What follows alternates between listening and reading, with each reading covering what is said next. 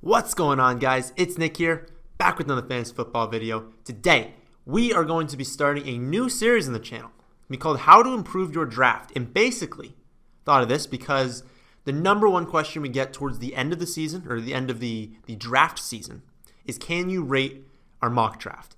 And it's difficult, obviously, to go through and rate all of them, but it's also difficult to give the extensive feedback I know you guys are looking for. If you want a full breakdown of your mock drafts and with a lot more engagement, be sure to check out the chat that we have. Whenever people post mock drafts in there's a lot of different people talking about them, breaking them down, giving their tips, and it's a really great way to get a lot more people's opinion. So check out the website, find out how you can get into the chat. But in these episodes, plural, I'm going to be breaking down different mock drafts you guys sent in. So I don't remember the exact email. Just check the description box. But basically, you're just going to email whatever the Gmail is I put down there, and you have to tell me your scoring settings, obviously, for the mock draft you did, and then I need just a picture. So we want you to use Fantasy Pros or Fantasy Football Calculator or SleeperBot because those give you the draft board at the end. Don't use ESPN, Yahoo, NFL. Don't use any of those. And just send me a screenshot of your draft board and then tell me the scoring settings if it doesn't say it on the screen. I'm fine with obscure settings, and that's actually something I want to highlight in this series is a lot of times we don't do the obscure settings in the mock drafts because we want to keep giving you updated mock drafts to what most people are going to be doing. But like you're going to see today we're doing a Superflex league and then a normal one. But if you have 6-point passing touchdown, if you have maybe a half-point league or different types of Superflex or maybe like points per rush, half a point per pass, all those different ones, perfectly fine breaking those down. So if you're in a league where you have specific settings, then be sure to do a mock draft in that and then send that one in and I'll break it down on this video. Before we get into this video, a quick reminder, signed Martavis Bryant 8x10 photograph will be given away on Twitter, so make sure to follow me and Dare on Twitter. It's a giveaway for the channel, of course, so you have to be subscribed to the channel and also follow us on Twitter. A reminder as well, we are very close to 10,000 subscribers. So how about we hit that by the end of Friday? I'll set that as a goal. 10,000 subs by the end of Friday. And I think what we're going to do is just keep doing these giveaways at different milestones. So maybe when we hit I don't even know what the next milestone would be. It would be 12 or 15, maybe 12, maybe 12,000 subscribers. We'll do another giveaway, but I don't know. But that'll be an incentive. Subscribe to the channel. We're going to be doing giveaways throughout the summer, hopefully, if we can keep these subscriber totals going up. Next thing we have to check off the list is the stat of the day. Stat of the day yesterday. Odell, we all remember his rookie season, 2014. Well, he did not have the highest wide receiver rating that year. We asked you to name the two non-rookies to beat him in wide receiver rating. The answers were Jordy Nelson and Randall Cobb. Interesting little fact there. Two people won it. We said we would give a point away for each correct guess. You had like two guesses. If you could guess them both right, you got two. But then it was just the first person to answer each of the other ones. And Santa Seraph for Sanaton, not Santa, Sanaton Seraph leading the way, getting one right, and then J Squared getting the other right. So each getting a point. Seraph leading the way, 3 points now, and I'm gonna keep keeping track in the Excel worksheet. So still probably like 60 or 70 videos left. You guys got plenty of time. Let's move on to today's stat of the day. And today doesn't really fit in with a specific position, so I figured let's just roll with tight ends. Haven't done that in a while. So tight ends. Of all tight ends to play at least 25% of their team snaps, who had the worst pass blocking grade? All tight ends in the league to play at least 25% of their team snaps, who had the worst pass blocking grade? Winner, first person to answer that correctly, gets on the board. So let's start with the breakdown. And we're going to start off with what I think is a very good team and under normal settings. So the next one's going to be a little different settings. This is a 12-team PPR. And I wanted to use this one because I want to point out that this is a way that I really like to draft. We're going to point out a couple things, and I don't go over this in every video. 14 and 15. Some leagues force you to draft a defense and a kicker. Now, I don't play with kickers, but most leagues do. In our league, it forces you to fill up that kicker spot. However, if your league does not force you to do that, do what he did here and don't draft a defense or a kicker. You want those end picks to be upside. Now, I'll go over why I have the red on Deshaun Jackson. And basically how I'm going to do this, I added in the arrows on the left and right just because to make it easier to like follow which way the draft's actually going in different rounds, because that can get really confusing. The reds are going to be picks that I question, and then yellows are going to be what could have happened. So if instead of picking the red, it's going to be the yellow. And a lot of them are going to be a lot more marked up than this one is. I think this is a very good draft. I think that, and he said in his email that basically everyone was in this draft and no one really left. So this is a very competitive draft. Some drafts aren't very competitive and you can get really good players late. This one, it looks like, was very competitive. So let's just start off at the beginning. I didn't mark off the first round because I love Saquon Barkley, and I think him at 6 is perfectly fine because I have him ranked 5th. So that's a great pick. Nothing to break down there. Second round, took Devonta Adams. The only thing I question there is I like A.J. Green more, but honestly, if this was a standard league, I don't even really think it matters there. Probably a slight lean on Adams in a standard league, but for me, this is a PPR league. I prefer A.J. Green. That's just my personal preference. I'd say Mike Evans and Devonta Adams are close, but I really don't think that that's something to really, really talk about there. The next one is Adam Thielen. And this is a question that I actually do get a lot, is Thielen or Diggs? And Diggs went at the end of the third, but obviously if you're at this pick, you need to make that decision. I think it did come down to probably Diggs or really the like Alshon Gordon, T.Y. Hilton range that I really like. But I don't think it's Thielen.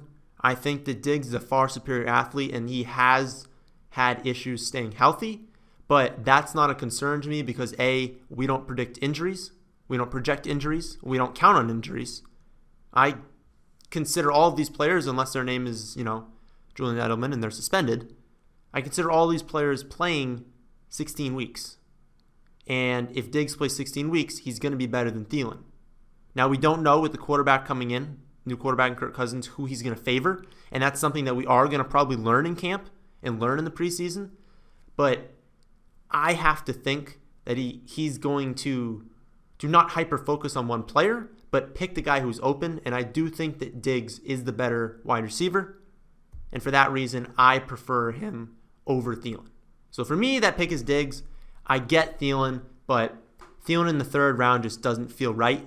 I think he's more of a late fourth round pick. So I think he's more in that range of Allen Robinson, Amari, Demaryius. And I really think that Alshon, Gordon, and Hilton are even above him. So I'd pick Diggs there. We'll go to the fourth round, and this is the range, like I just said, that I really like, is this Alshon, Jeffrey, Josh Gordon, T.Y. Hilton range. I think T.Y. is getting a little disrespected this year. I think Gordon's getting disrespected, and I think Alshon's getting disrespected. I think all of them have a lot of upside, and that they're all phenomenal picks in the fourth. I think they're all kind of a tie, so I'm fine with Josh Gordon going for the upside there. And that's a really good start. Locking up Saquon, that's a very, very safe pick no matter what people tell you. It's a very safe pick. And then grabbing Adams, Thielen, and Gordon, I think each one of them has risk, but I think pooled together, it's very unlikely they all bust. So I think that that's a good core to build around. And then I think it's very smart after that. So you're at this point in the draft, you've got 3 running backs, 3 wide receivers. 3 wide receivers and 1 running back.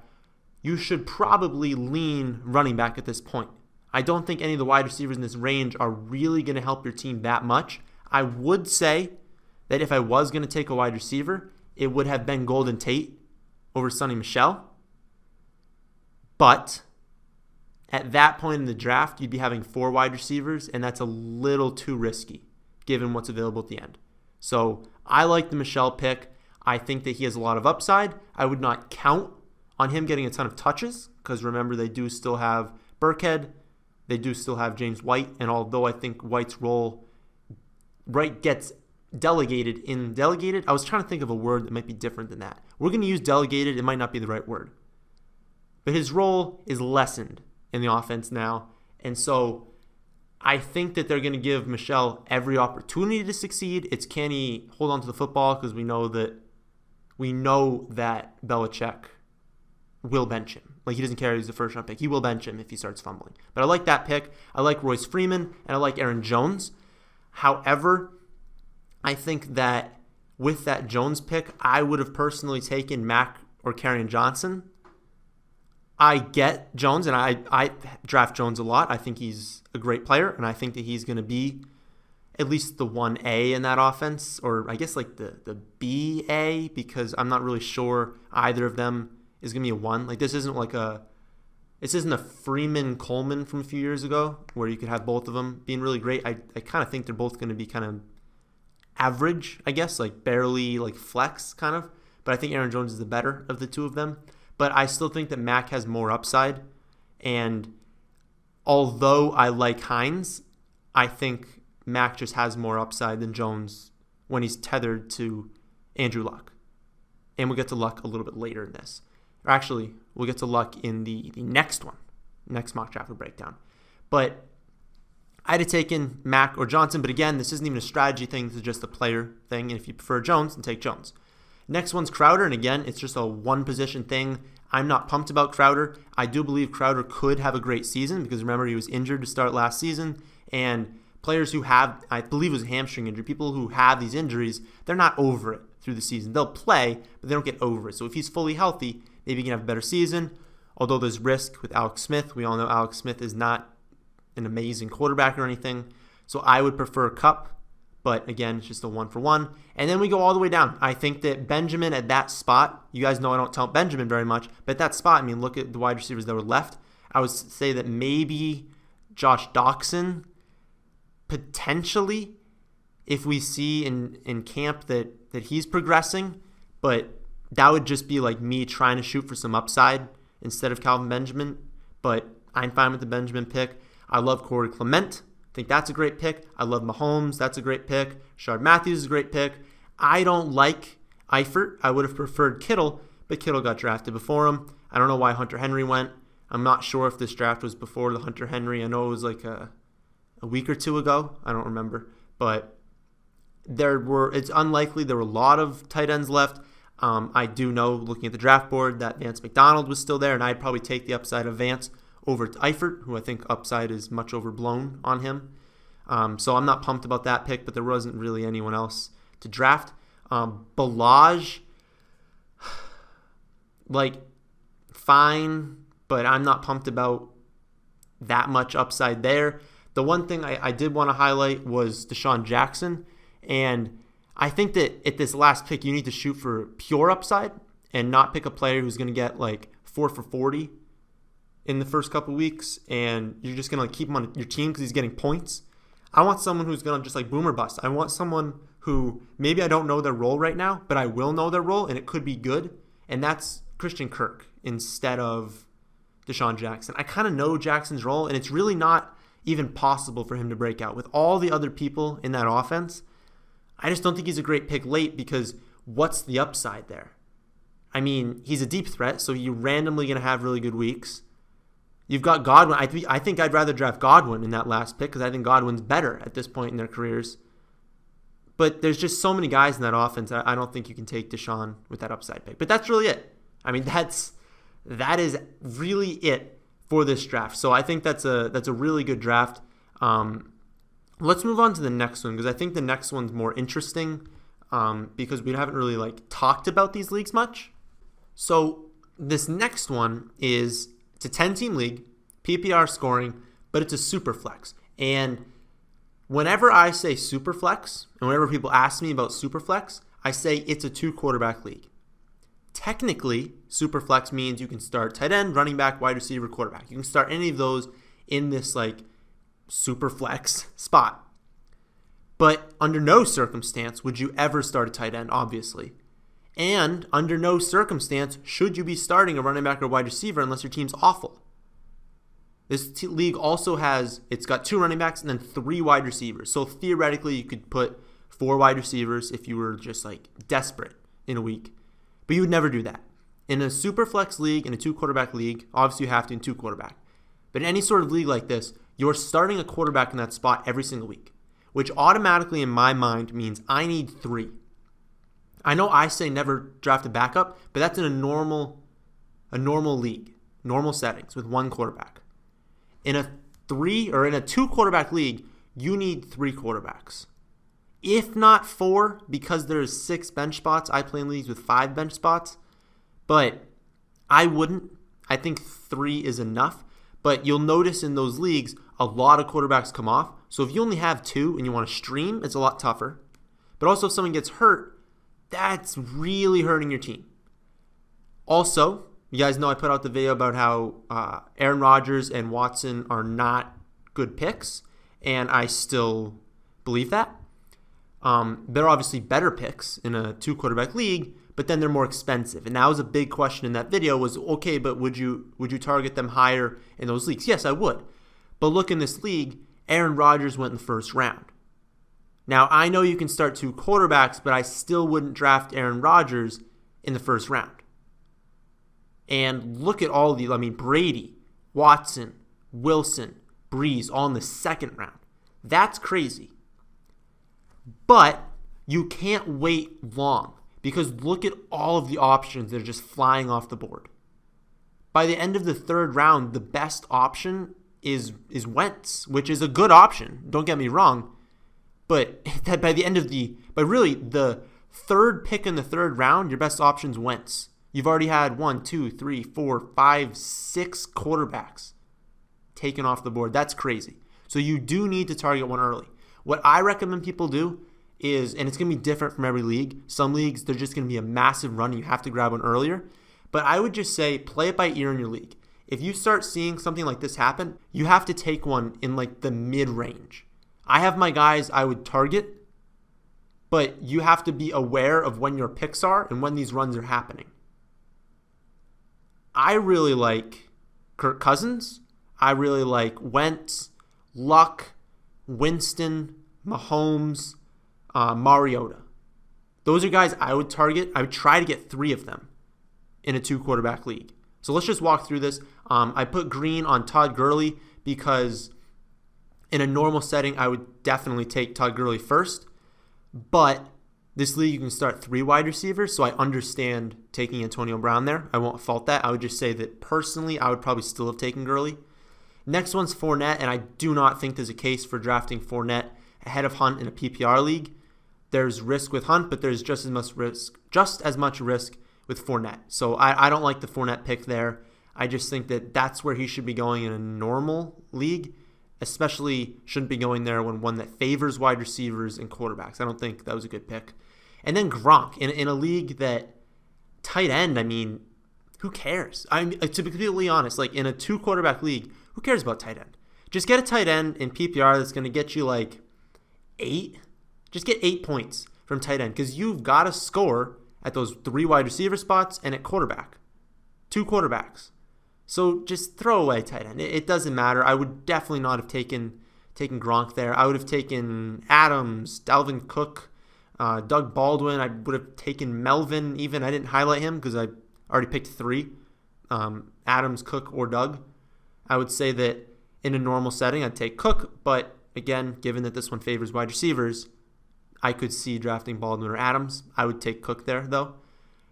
So I would have started off this draft with like Antonio Brown, Kareem Hunt, Dalvin Cook. I think that would have been a good start. And then let's look at the next pick. So Jerick McKinnon and LaShawn McCoy are both great values in the 4th and 5th round. No questioning that. But by taking LaShawn McCoy in the 5th round, before your next pick, Luck, Cousins, Rivers, Winston all get taken off the board. And obviously, we're not looking at this in hindsight saying, oh, well, obviously, if I'd known that. But you have to know that every round, like 3 or 4 quarterbacks are being taken. So the odds are some of the other teams that haven't drafted a quarterback are going to take one. So I don't really like the McCoy pick. I didn't circle it because I understand that it's a fantastic value getting him in the 5th and that you've just locked up Fournette, McKinnon, McCoy, which is a really good core. But I just think you could have waited. You could have waited and gotten some decent running backs later. And now you're stuck with Matt Ryan. You missed out on Mahomes. Obviously, no one's drafting Goff. I don't know why Keenum went so early, and I don't know why Dak went before Mahomes. But Mahomes would have been great. But, I mean, I love the guy that got right next to him. I mean, Gurley, Allen, Gordon, T.Y., Larry, Winston, Mahomes. That is a fantastic start. And then you look to the left, and you've got question mark with Fournette. Why are we drafting Gronk in this setting? We've got Juju and Antonio, which isn't ideal. And our 1 is Matt Ryan. So I think you have to take a quarterback a little bit earlier under this setting. I like the Penny pick at this point. And there really was a stop on the run at quarterback because most of the teams picked their second quarterback, so they figured they didn't need one. But I just think you have to go quarterback a little bit earlier there. So that's kind of how I want to end just this first part. I have the next picture obviously afterwards for what happened at the end, but I'm going to move it in a second, so I'm going to give you guys time to just look at it one last time. But I just think there were a lot of different decisions that could have went into making this a stronger team, especially on a week-to-week basis. If we're relying on Matt Ryan as our 1 in a 2-quarterback league, and we're going up against a team that has Wilson and Wentz, who still has Odell and Dalvin Cook, I just think that the Gronk pick crippled us, and just taking Mixon and McCoy would be great in a normal setting, but I just think that crippled us too. So I think one of the McKinnon-McCoy pick needs to be a quarterback. I wanted to actually talk about that. You see Luck in the 5th round. I think that's amazing. I'm of the belief, and I know we don't know this, but he did just start throwing. I'm of the belief he comes back this year and that he's just as good as he's always been. So if we have that upside as quarterback, 10 off the board? I mean, a 2-quarterback league, if you get him in the 5th round and then you draft, the quarterback that he did draft afterwards, which was a great pick, but you draft another decent quarterback, I think that's a lot of upside, and you were able to take skill positions early. So that pick, I think, should have been Luck. Let's move on to this back half of the draft, which I thought was pretty good. I thought it was a lot better. Hogan, you saw on the other screen, but Hogan, I think, was a great pick where he was going. I would have preferred Funchess, but I think Hogan's a perfectly fine pick there. I guess it worked out not picking your quarterback, but I wouldn't have risked taking Cooper Kupp there when I could have taken Mariota. I mean, if that other team takes Mariota and I'm left with Matt Ryan and Alex Smith, then I'm not happy. I'm really not happy in a 2-quarterback league. But I think Mariota is a phenomenal pick. I highlighted that in green because I just thought that was probably the best pick of the draft. Marshawn Lynch I thought was a fantastic pick. Cohen, I would say I only highlighted red because I like Kerryon Johnson a lot more, and I would have taken him there. But I don't think Cohen's like a bad pick in a vacuum because I really like that as a pick this late. Although, I'll then say, remember who we had before. Remember, if we go back to that last picture, he already has 3 pretty decent running backs. So I don't think it was necessary to pick Cohen here when we have Lynch and we have Fournette and we have McKinnon and we have McCoy. Do we really need Cohen at this pick? Probably not. So I would have probably taken my next quarterback here because then I can play a little bit more of streaming. And you guys know I don't like playing the matchups in a 1-quarterback league because then you're benching your quarterback half the time. And if you picked him in like the 9th round, you're benching your 9th round pick half the time, and then maybe he busts, and it's just not a good situation.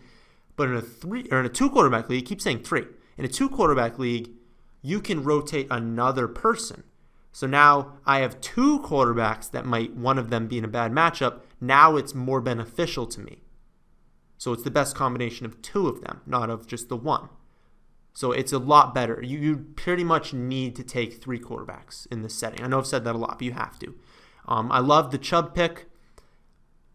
Again, Kerryon Johnson over Cohen. So I really would have liked him to see that, and I would have liked him to have Bernard, but in like the next pick. But I think the Chubb pick's good. Just obviously understand the ceiling there and understand that he's now your like running back 6. So what are you really getting there? So maybe would have liked, again, if you hadn't taken Cohen, or if you took Cohen, maybe now you take your quarterback, or just take a wide receiver at that spot. He did the same thing with taking the 2 skill position players instead of the defense and kicker. Again, know your settings. I would say that I like players other than this, and this is the same thing I talked about in the other one. It's a very important point to make, is that I'm not taking Mohamed Sanu at that pick. Like there are so many other wide receivers that I'd rather take over him. If I'm going late, I want those guys like Kirk and like Godwin, like Tyrell Williams, like guys like that who actually have upside. Lockett. I don't even think Lockett. I didn't even look for him. But he wasn't drafted. There are plays that have upside, and there are plays that are going to get you points. And I think Meredith and Sanu are plays that are going to get you points, but not upside. And I don't think Sanu sees the field enough to be relevant, so that's just like a wasted pick. And then Meredith, although I think it's a great landing spot for him, I don't know that unless he has an injury to Michael Thomas that he really has the upside to break out. So I want upside there. Because, remember, you're dropping both of these guys. Like, it's nice to draft them, but at the end of the day, you do have to start a defense and kicker come week 1. So if you're just going to drop them, I mean, we know their roles. So I want a guy who I don't know his role, who I don't know his upside, and then I'll discover it before the season starts. So that's just what I like doing late. And remember, we'll release a video on late round strategy and picking these lottery picks. But that's going to do it. That's going to do it for this episode. I haven't decided how many mock drafts I want to do in each one of these. This was a pretty long one. I had just looked at the time, but maybe I'll break down like a little bit less and just go over the more strategy-based part of it. And maybe we can get 3 in. So if you want any mock draft you do under any settings, as long as you tell me them, send them in.